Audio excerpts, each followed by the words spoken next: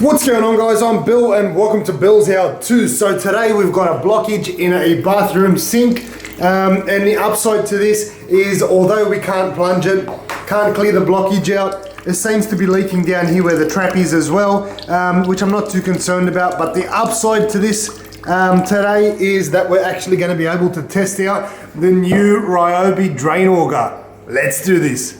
Alright guys, so what we've got today is the P4001, which is the Ryobi One Plus drain auger. So it looks like we're going to be doing an unboxing and a review and also a live demonstration to see just how well this works. Hopefully we'll be able to unblock that drain.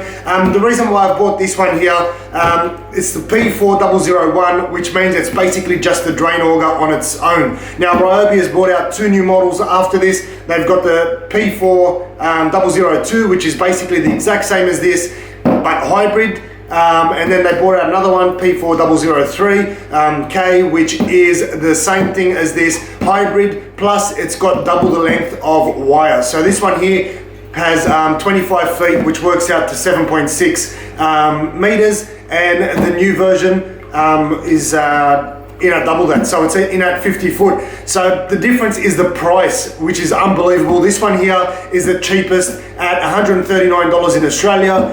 In the US, I had a quick look, it's about $79 or $70 depending on where you buy it from. As soon as you jump up to the next model up, it doubles in price, and then once you jump up again, it quadruples in price from this one right here. So let's open this one here up, see how we go. Hopefully this one here will do the job just fine. I've never used one of these before, so it'll be interesting to see how easy, user-friendly they are. And I'm not planning on reading the manual, just because that's the way I am. I don't like to read the instructions on things unless I'm actually stuck. So this one here is the auger. I'll put that on the side.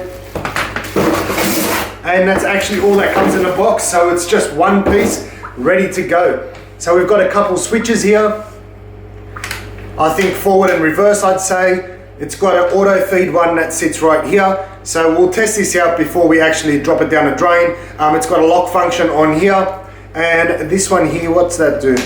Click that over. Clamp engaged. So I'm not too sure what that means, but we're gonna find out anyway. So let's put the battery in. Once again, the Ryobi One Plus batteries, powering over 125 individual tools. Alright guys, so I think I finally figured it out after about 2 minutes of playing around with it. Forward, reverse, if we click it this way, this goes in forward, allows this to come out. That's as long as you have the auto feed button on. You also have a lock function to be able to prevent this from being used. So at the moment we can press the trigger, get that to feed out, put it back in reverse or retract. And we can control it with the trigger, but I find if you put too much power onto this, it does seem to jerk this around, and it does have a bit of a snapping action. So if you have a listen, yeah, I don't like the sound of that. But anyway, so what we've got, forward and reverse. Also, we've got the clamp button down here, which if we click that on, that'll prevent this from moving back or forward. It will stay in its same position and it'll just spin on the spot in case you've got a real dirty area that you want to clean out in one hit. So that'll just spin on the spot like that. Click the clamp back off and we can retract that all the way back in. And then on the back here, it's also got a drain plug. So hopefully no water goes into this drum over here, but if it does, we can unplug that and let the water drain out. So only thing left to do now, guys, is just basically test it out. In terms of weight, it feels like basically any other Ryobi tool. The weight is a little bit top heavy, obviously because we've got all the cable in the front. So other than that, you can still operate it with one hand, no problem. Probably 2 hands might be a little bit more comfortable.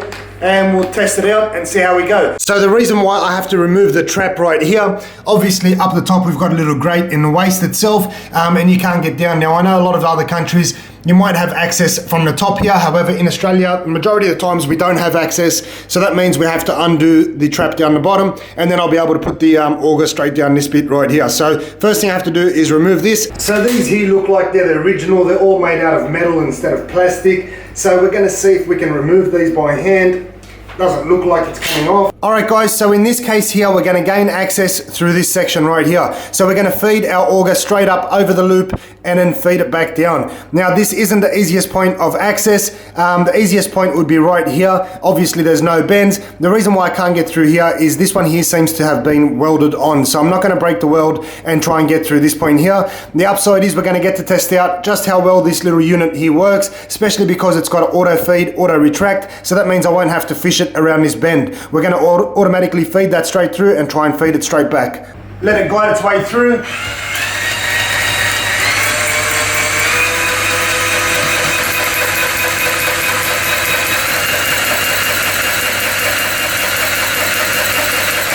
And the interesting thing is I can feel it, it's already gone right around this whole bend. It's probably sitting around here now. So that went through nice and easy.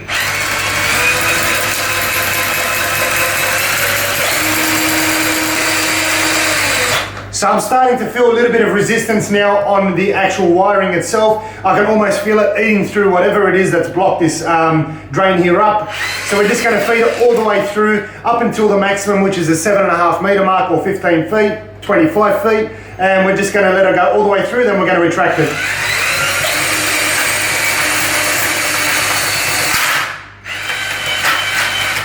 And I think that is the end of it right there.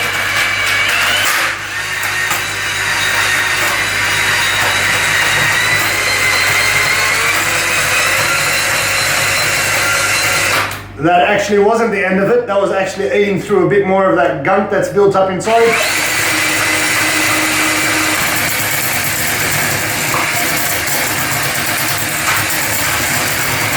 So you can see that whatever it is that it's stuck on at the moment, I'm pushing right up against it. I'm working that back and forward, letting it eat all the way up, and then I'm just pulling that back manually. Then I'm letting it eat all the way through again, and it's slowly clearing this out.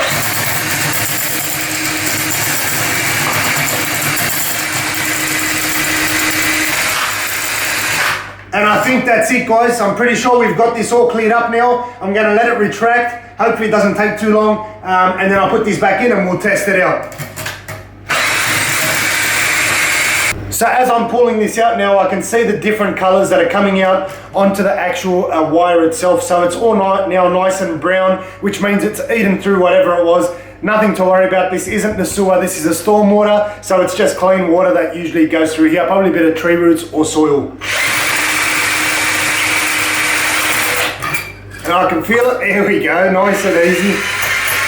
So if we have a look at the top of the wire here, you can see there that it's brown. The last 2 meters or so, as I was pulling it in, was discolored. That means that we've actually eaten through something through this piping here. Remembering that this is storm water, there's only supposed to be clean water running through here. There's no signs of tree roots or anything like that, which is a good thing.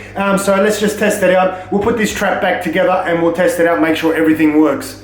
All right guys, everything's back together. Now it's time for the moment of truth. Let's fill this up. And as you guys can tell, the sink is now draining 100% perfect, the way it's supposed to be. This has been the Ryobi 1 Plus drain auger unboxing review test demonstration, and it has succeeded. So guys, hopefully you've enjoyed the video. As always, like, comment and subscribe. Until next time, I'm Bill. Thanks for watching. Bill's out too.